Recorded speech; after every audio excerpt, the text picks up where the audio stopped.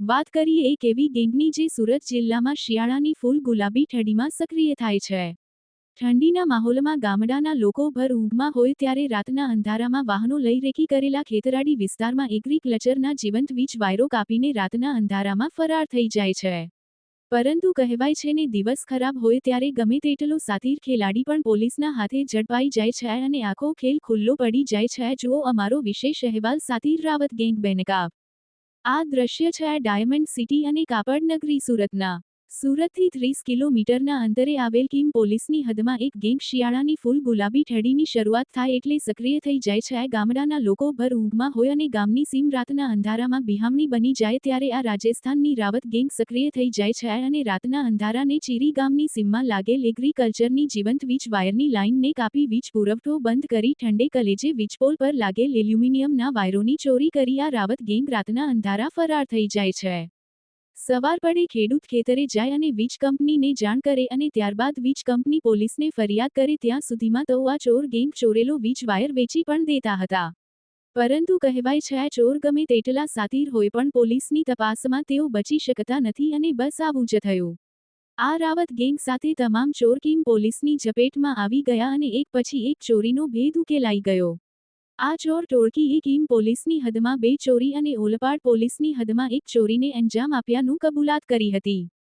Kim પોલીસની હદ વિસ્તારમાં આવેલ ભાદોલ, પારડી ગામની સીમ અને કદરામાં, એરથાણ ગામની સીમમાંથી 6000 મીટર વીજ કંપનીનો જીવંત વાયર કાપી ફરાર થઈ ગયા હતા।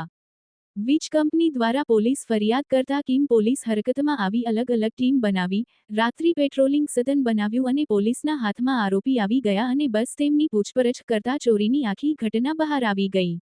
આ રાવત ગેંગનો માસ્ટર માઇન્ડ સપતસિંહ રાવત દિવસે રેકી કરતો અને રાત્રે વાહનો લઈ વાયર કાપવાના કતરો સાથે સુરત ગ્રામ્યમાં ગામનીની સીમમાં ઉતરી પડતા અને ગણતરીના કલાકમાં ગામની સીમમાં વીજપોલ પર લાગેલા એગ્રીકલ્ચરના વાયરો કાપી તેના ટુકડા કરી વાહનોમાં ભરી મહેન્દ્ર નામના ઈસમને આપી દેતા જેમાં મહેન્દ્ર ચોરેલા વીજવાયરો ભંગારના ધંધા સાથે સંકળાયેલ વેપારીઓને વેચી દેતો હતો।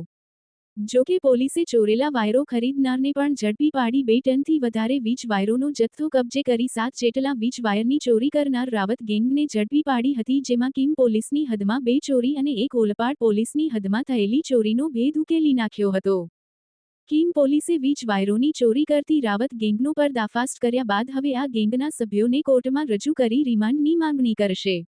આ ગેંગે કિમ પોલીસની હદ સિવાય અન્ય જગ્યા પર ચોરીને અંજામ આપ્યો છે કે કેમ એ દિશામાં પોલીસ પૂછપરછ કરશે।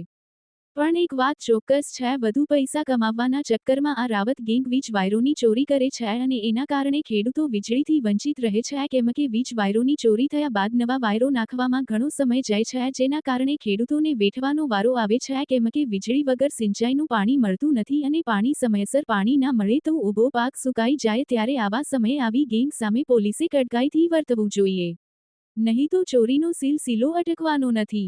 Jagdish Bharwad, news 14 Kim.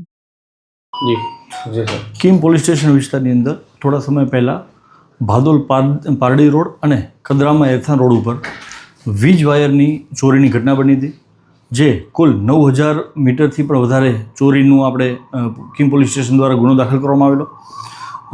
સદર ગુના બાબતે અલગ અલગ ટીમો બનાવી અને તપાસ હાથ ધરતા કિમ પોલીસને રાવત ગેંગના મુખ્ય સૂત્રધાર એવા સંપતસિંહ રાવત સહિત કુલ 7 આરોપીઓને અરેસ્ટ કરવામાં આવ્યા છે હાલ, જેમાં 3 આરોપીઓને વોન્ટેડ બતાવવામાં આવ્યા છે। આ રાવત ગેંગની એમઓ એવી હતી કે જેમાં એ લોકો ખાસ માત્ર ને માત્ર વીજ વાયર જે એગ્રીકલ્ચરના જે છે એને જ ટાર્ગેટ કરતા હતા, વીજ વાયરની જ ચોરી કરતા હતા અને એના માટે લાઇન જે ચાલુ હોય તેમાં પાવર સપ્લાય કેબલ એને કટ કરી અને ત્યારબાદ એ લોકો વાયરને કટ કરતા હતા અને ચોરી કરતા હતા।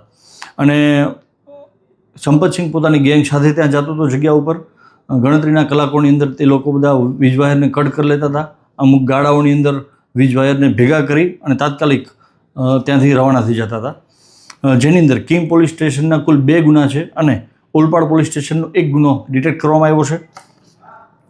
કિમ પોલીસ સ્ટેશન દ્વારા તમામ મુદ્દામાલ રિકવર કરવામાં આવ્યો છે અને કુલ લાખો રૂપિયાનો જે મુદ્દામાલ થાય છે અને 2 ટનથી પણ વધારે વીજ વાયરનો જથ્થો કિમ પોલીસ સ્ટેશન દ્વારા રિકવર કરવામાં આવ્યો છે।